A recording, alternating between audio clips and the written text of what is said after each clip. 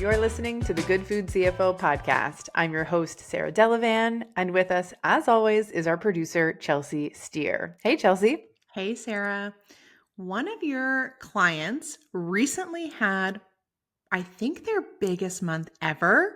This is something that, like, if you're listening to the podcast, they've heard you share before about this particular client. It was actually this time last year that you were sharing about their July profits month over month from 2023 to 2024. And now this year, as I've already said, they had an even bigger month. And I just want to recap for everyone what specific numbers we're talking about. In 2023, this client's July profits were around $19,000. In 2024, so just 1 year ago, their July profits were around $51,000. So more than double in 1 year. Amazing.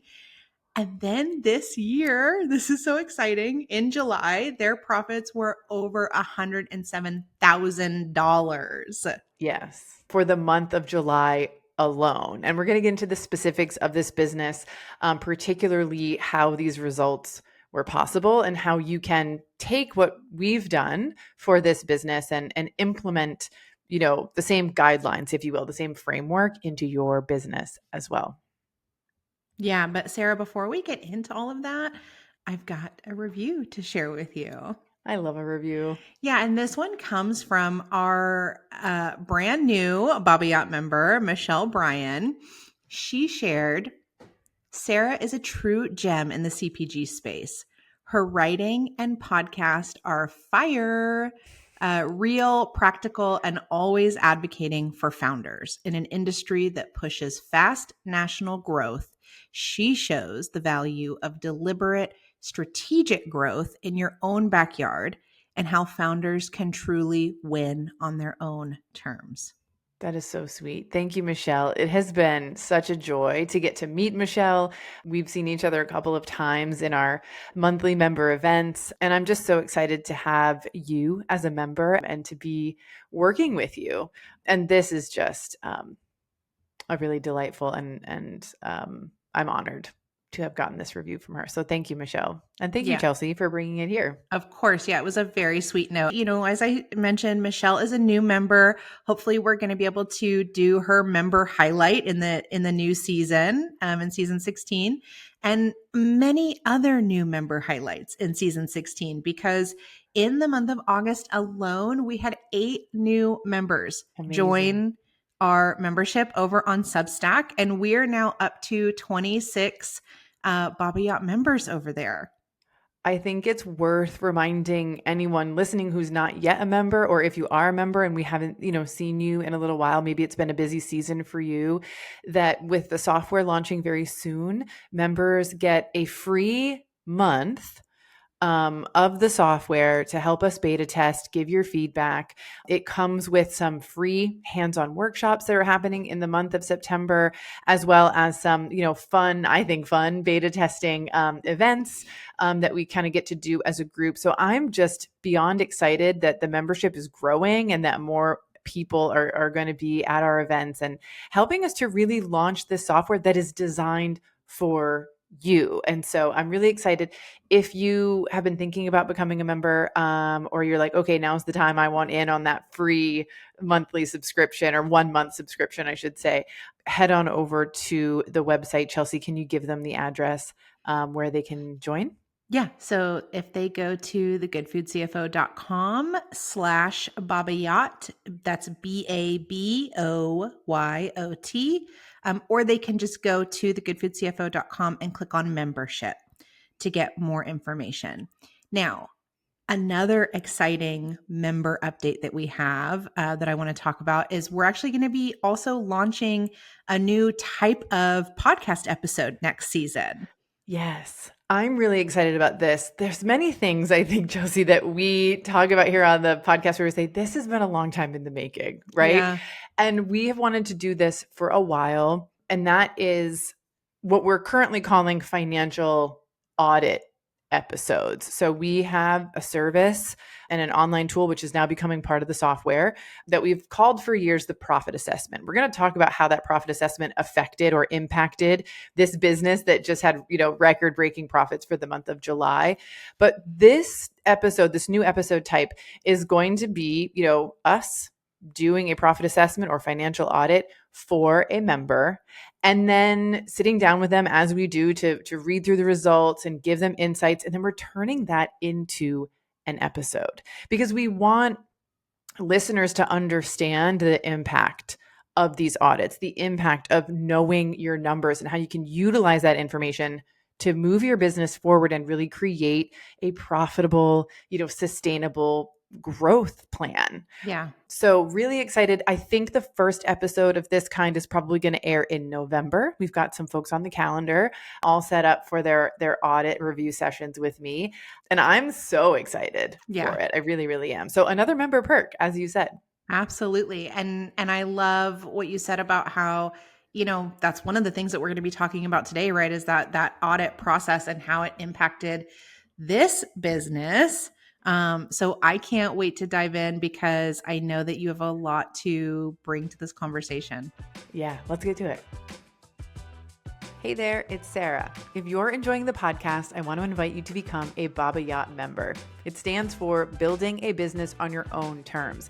And your membership directly supports the continued production of this podcast and helps us reach our goal of supporting 1 million food founders. As a member, you'll get access to our live coaching events, have your brand featured right here on the podcast, be the first to test our new tools, and receive a 10% discount on all of our tools and services when you choose an annual plan. Join fellow successful founders at thegoodfoodcfo.com/Baba Yacht. That's spelled BABOYOT. Together, we're changing the way that food business is done. Now, back to the show. So Sarah, like I mentioned in the intro, your client was able to take their profits from $19,000 in July to $51,000 the following July. And then this July, they hit over $107,000 in profit. And when we talked about this last summer or the end of last summer, you really stressed the importance of that financial audit, as we've talked about, right? And the difference that made in those profits year over year. And I'm wondering if that's the same work that you continued to do this year that got you to $107,000. That's a great question. And the answer is no.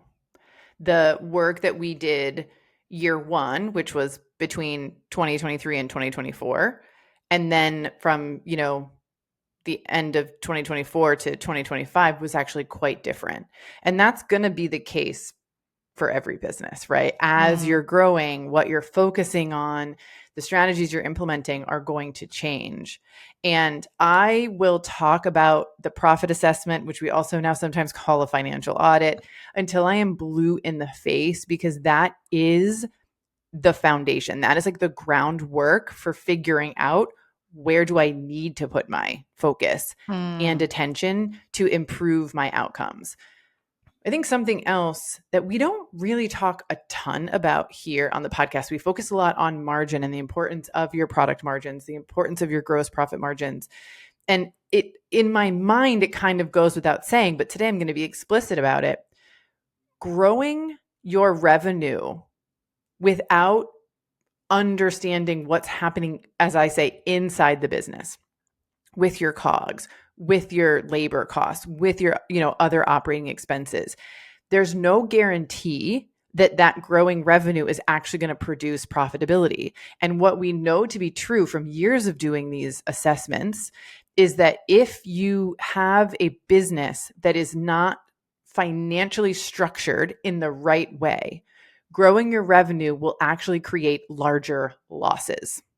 And that's a big reason why this audit, this assessment exists, so that I was able to, this is back in the day, this is one of our oldest tools, sit down and say, this is why. I could point to the numbers on the screen and say, this is why you are working your tail off to grow your revenue and things are getting worse instead of better. Here's the place in your business where if we can create change, Then when you go to grow, you will turn those revenue dollars into profit.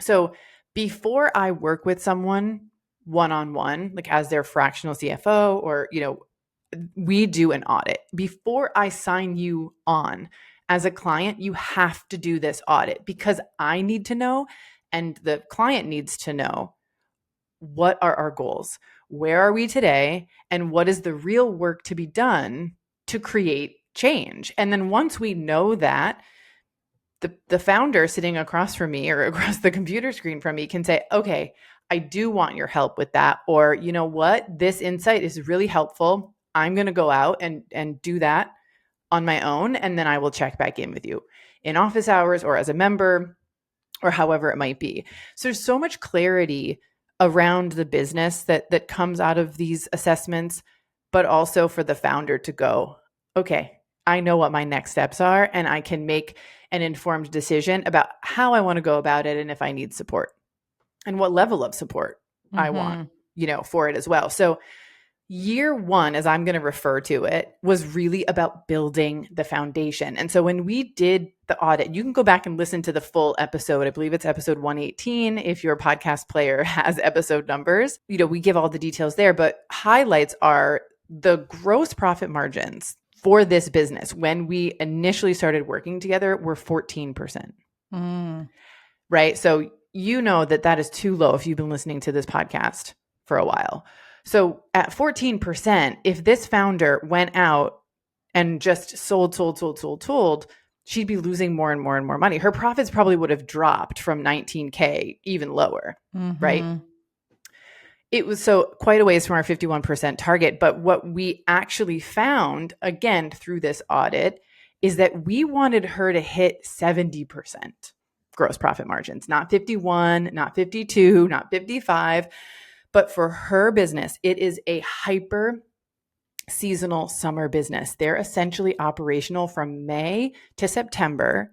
And in May and September, they're like half time operational. So like June, July, and August are the months of the year where they need to make money in order to survive and stay alive. Because by the way, they still have to pay rent and a host of other expenses in the off season when they're not operating. Yeah. Right. So it's not about, if people are thinking like, oh, you jacked up the prices to get a 70%, margin and you're gouging people. Like, I promise you, and hopefully me by now, that is never the strategy. Yeah. But what we did do was, knowing that the gross margins were 14% and doing the profit assessment, we could see two things. One is that some of the product costs must have been too high compared to the price point. So like ingredients and packaging, there was something in that part of the business that we needed to improve. We also saw that labor costs were quite high. And that was an area that we really needed to tackle. And again, I can kind of hear the founder, in my voice from when we first started to meet. It's like, I can't get rid of any people. Like, we are jam-packed, slammed. So how do we, reduce labor? And like, how do we really like figure this out? So the very first thing we did, and I want to share these details because this is work that is so unsexy, that is so boring, but that will get you $107,000 of profit, right? For a single very month. Sexy. Yes, if you're willing to do this work. We, after looking at the assessment, knew that there was an issue with pricing, costs, labor, right? And so we dove into every single product. What is the ingredient and packaging cost? What is the labor cost for this product? What is the price for this product? And we made adjustments. She had to remove some things from her menu that just simply didn't make sense. Yeah. She had to change the sizing for some things, not to be able to charge more and get a bigger margin, but to just make it make sense for the consumer. And then she also had to change a few things. One of the biggest things we did was recognize that a lot of the labor was for making product that didn't sell. So they were still trying to figure out at that point how much product was moving. They have like a coffee, like a cafe and bakery component to the business. How much of the product was actually being sold versus how much was going to waste on a daily basis. So one of the things we tackled was minimum, like preventing waste in year one. So on some days, did we quote unquote lose out on revenue? Yes, but we also most days didn't lose out due to waste. So in addition to analyzing every product and looking at how efficiently people were making things, we also analyzed how much product should we be making at any given point so that we weren't spending more on ingredients, packaging, and labor for product that would never sell. Mm-hmm. And then we made for the first time in their business a labor plan. How many people are you going to have in the cafe? How many people are you going to have in the rest of the business? How many people do you need in the kitchen, baking and making the other, in-house ingredient products that you sell? Map that out. And we mapped that out for the whole year. And we knew that, for example, in May and September, those labor costs were going to be elevated as a percentage of revenue, but we also had targets for what they should be in the peak months. Mm-hmm. And we were really diligent about looking at what is the revenue? Are we on target? What are our COGS? What are our labor costs? Like, are we on target week over week for what we're bringing in and what we're spending? And if ever we got off, then we had the information we needed to tweak. Mm-hmm. Okay, we need to reduce labor here because we're just not bringing in the numbers. Maybe we are going to increase product production for next week because the signs of like product ramping up are coming in. You know what I mean? We really stayed in tune with the business. And that is what 2024 looked like. That was our job, our work, day in and day out. And of course she was, running her business as well, which is a ton of work. And I was kind of at the financial command center on my end. I love that recap of what you did, to get to that 2024 profit number. But you said that then to get to that 2025 profit number, it didn't look the same. So yeah. I'm really curious what changed or like what was different about this year. So what we were able to do in year one was prove that what we put into place worked. Mm-hmm. Right? Because here's another important piece of this puzzle. Her revenue did not increase very much from 2023 to 2024. So she did not focus on growing revenue at all. We focused on maintaining revenue because here's the deal. We were changing pricing a bit. We were taking away some products, adding some other new products, right? We were changing the way the team worked and produced in-house products. So that was all changing sort of inside the business, if you will. And we needed to make sure that with those changes that would impact profitability, we weren't cannibalizing or reducing revenue in any way. So I guess the other goal to keep an eye on for 2024 is our revenue staying at least consistent with the year before? And it did. And we were profitable by, 2x the amount that she was in 2023. So we knew that the model worked. So once you have your assessment, you implement the changes you need to make to move your finances in the direction you want, move your business in the direction you want, and you've proven that it works without growing revenue, which I think is actually a great way to do it. The next year, you push for revenue growth because now you have created the model where you can confidently say, if I sell more and maintain these targets, maintain these philosophies, maintain these systems, this business will become more profitable. So that's what we did in 2025. But here's the thing, because it's not just about like running a bunch of ads to sell more product. This is a physical location that has limited space. They can only ring so many people up, in an hour in this space. And so if you can't increase the number of people that you are selling to, how do you generate more revenue? And the answer is you sell them more stuff. You call it the average order value, right? Mm-hmm. So the deep dive in 2025 was, what additional ways can we serve our customer? What else do they want from us? So this is an era of listening to the customer. What are they asking for? It's a summer business. It's a food business, of course. people wanted certain types of food products that the team couldn't deliver in 2024.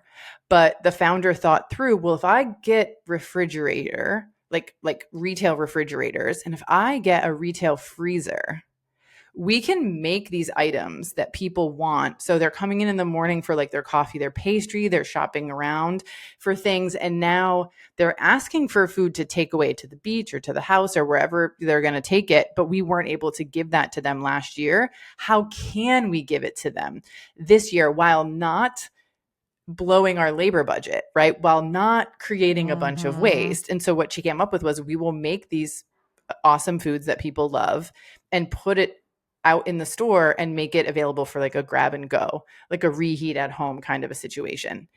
And with that came the big question of where in the world are we going to produce that? Like the kitchen in the space that they were in was not big enough Mm. to do that work. So investments were made into a second space, like on the same street. So again, strategically, we didn't want to get a kitchen that was like far away from Yeah. this, primary space. We didn't want to create extra work, more labor, time.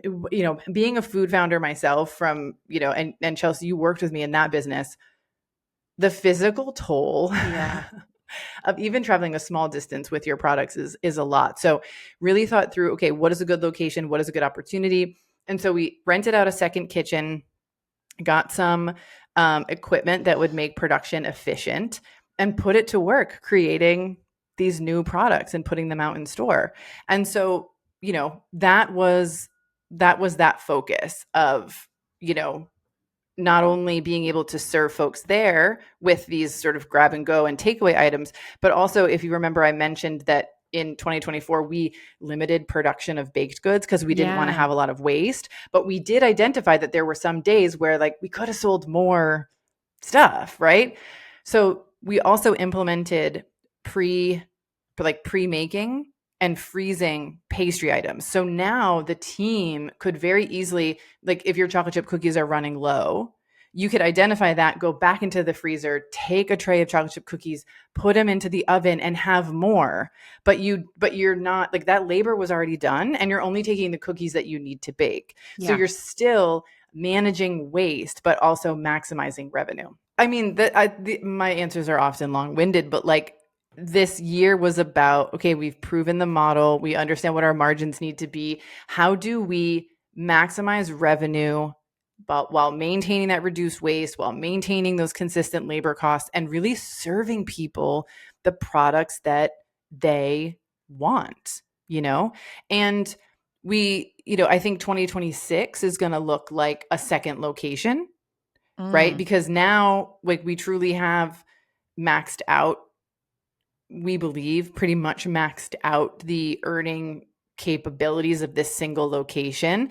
The secondary kitchen that we rented this year is paid for, by the profits and revenues generated this year. And now our next step next year will be to open the retail space that is attached to that second kitchen and to be able to generate additional revenue and serve people in new ways there. And so I think, something that I didn't write about in the newsletter, but that's dawning on me now is that this founder is simultaneously focused on like the here and now and the long-term vision of what this business can be and how this business can evolve and serve people, right? So if you think about it right now, as I described, there's like coffee and baked goods. There's like frozen kind of take and bake. There's also some like lunchtime grab and go, sandwiches and salads and soups and things like that. And then like a retail space. The evolution of that, like there's so much possibility from there, Yeah. right? Of like taking those frozen items and maybe they stay and maybe they evolve into something new in the new space, right? And so I think being vigilant and like making the best version of your business, both like to the customer, but also financially, that you can here and now, while also thinking about how this business can evolve in the future, is serving this founder really well. And also, as I said in the last episode last summer, this founder is focused and determined. Like, I do meet founders from time to time where we'll do an audit or we'll talk about what the next steps are, and they aren't committed to doing it. They don't sit down and make the spreadsheet or, get rid of the item that is just not profitable. And she was like, I will do whatever it takes. I want this business to be profitable. I want it to exist. I believe in it. And I know that our customers want it to continue on. And that is important for me to say because it's important. It's like a necessary part of being an entrepreneur and building a business. No, absolutely. Having not just the vision, but the resolve, right? Mm-hmm. And it sounds like between that vision and the resolve that she is building a business that has fans, so to speak, right? Like that has super fans that as she grows, will grow with her. Yeah. And that is awesome. Yeah. And Sarah, I am interested because you talked about how this year was really focusing on growing that revenue, right? And that she did have this purchase this second space with this kitchen. And I heard you say before that there is a retail space that is attached to that kitchen currently. Mm-hmm. I'm curious why you guys decided to just use the kitchen and not fully own that space to grow the revenue. Yeah, that's a great question. 2 reasons. One, and the primary reason is because we had proven that the business could be profitable in this single location. And the next step in the process was to prove that we could grow revenue and maintain hitting our targets and maintain increasing the profitability. Mm-hmm. So if year 1 was making like internal changes to the business, keeping revenue consistent and seeing those profits increase, year 2 was maintaining those changes, those internal changes, and growing revenue and proving that we were right. Again, so it's like hypothesizing, implementing, observing. Mm-hmm. And so year 2, it was not the time to change the model so dramatically and say, okay, now let's add a new retail location, because we hadn't yet proven that we could grow revenue and that it would for sure result in increased profitability.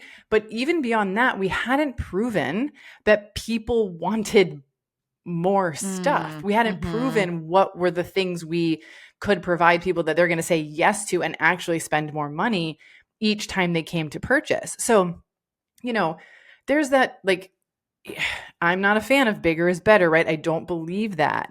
And we could easily have gotten very excited and said, well, if we grow our revenue like 2x across these 2 different locations, like it's going to be amazing. But here are all the question marks that I had, Chelsea's like, how many people are we going to have working there? What is the model? What is the investment that has to go into the retail side of that space? Like the kitchen side of that space and getting the equipment and things in there, that was already an investment. So taking risks, but not just like, willy-nilly. Yeah. And not just going like, we're going to go all the way in. Like take your time. Take your time. Prove that this thing works. And by the way, like you're right that this business has fans. They have super fans, you know what I mean? Like across the country that get excited when they see product from this place somewhere else, right? Because it's a single location.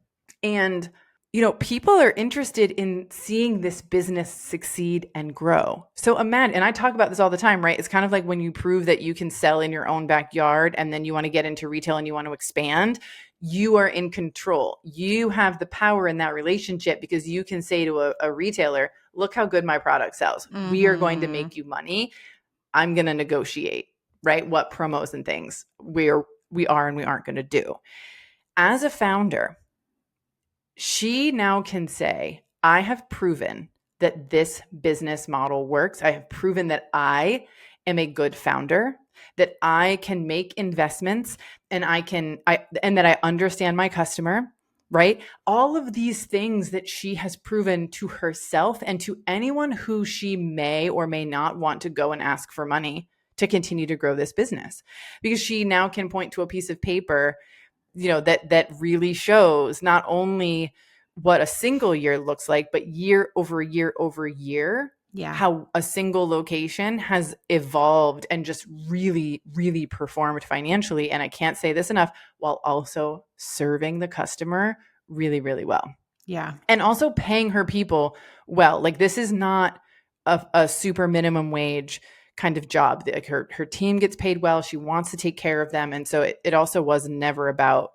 paying people as little as we possibly could. It's not part of our philosophy and Yeah. mission at the Good Food CFO, right? So just want to be really clear about that for people as well. So that's why we didn't immediately open a second space. Yeah, that makes sense. I could see again, and I love the idea that you keep talking about, like, let's hypothesize, prove, and then observe, right? Yeah. Because that goes back to so many conversations that you've had recently on the podcast of like uh, growing in shallow water, right? Mm, Failing when it doesn't cost you as much. Like yeah. all of those things, I feel like are the same basic uh, concept, right? Yeah. Iterated in different ways, but like, how can you take a risk, but as you called it, right, a strategic risk, Mm-hmm. and prove it out before taking the next risk? Yeah. And Chelsea, we're launching the software soon. As I mentioned earlier, the financial audit is a piece of that, right? It's like, Mm-hmm. understanding your products and your margins, just like we did with this founder. That is step number 1, get that information in the system. Step number 2 looks like doing a financial audit and understanding what is working and what is not, and answering the question, if I grow my business, will it result in increased profitability or not? And the third piece is what you were just describing, is where you can say, okay, if I, or what if I, right? Mm-hmm. What we did in spreadsheet form that now we're giving people the ability to do inside the software is to say, what if I invested X number of dollars in additional rent per month to be able to produce more products? How much more revenue would I need to generate to be profitable, right? To cover those expenses? What would my labor costs be to sell that many units of product? What would my COGS be? Like, we did that math and looked at these projected numbers, this growth scenario, and said, yeah, this feels good. This feels doable, and this feels like we should move forward. And so we did. But I'll also share that whenever we do a forecast or a growth scenario, the client or the founder is the one who needs to come with the sales numbers, not Yeah. me. I never project. I will project your sales numbers as like all right, if we had 20% growth, if we had 10% growth, if we had 50% growth, as like some guardrails of like, okay, here's an extreme, and then where do we want to kind of dial it in from there? Mm-hmm. So the founder always does the sales projections. And in this particular instance, we now have like a new kind of like product line, 2 new product lines that she needed to project revenue for. And when we put it into the scenario builder, it was like, that's a lot of money. That's a really high projection. And so I asked the question, how many turkey meatballs would you need to make to hit that? And I remember her going, oh yeah, that seems like that's a lot. Okay, we need to dial that back. And that is part of the process, Yeah. right? And why it's so important to go through it, because if you just go, oh, I'm going to add this new revenue line and this is how much money we're going to make, you might be way off base. You have to go, okay, this is how much money I think we could make. What does that equal in the number of products that we need to sell? And you're going to probably throw out a number that looks wonky at first, but you can change it. And that's just part of the process. It's like first draft, like writing an email or a blog post or a newsletter. throw the first version down and edit it from there. That's how it goes. But the software that we're launching like helps you to do that and helps you to see what the possible futures are. And you then get to say, I feel good about this. This is the growth path that I want to tackle and focus on. And that's exactly what we did in this scenario as well. Yeah, I think that's amazing. And I love that you're talking about those steps and the way that you laid it out with this client, because I think that really is why you chose those 3 tools to be the core of, the first version of the Good Food CFO software. And so if you're listening at home and you want to, have access to this kind of work for your business, and also Sarah's insights into that work, you definitely are going to want to get on our wait list. You can go to thegoodfoodcfo.com/waitlist and sign up today. Sarah, I want to thank you again for sharing this story with us and all of this information. I think it's really important for founders to hear, not just, what other founders are doing out there, but like what is possible for their business. Looking for more content like this? Subscribe to our YouTube channel. You'll see weekly podcast episodes as well as other content related to the show. Just visit youtube.com/@thegoodfoodcfo.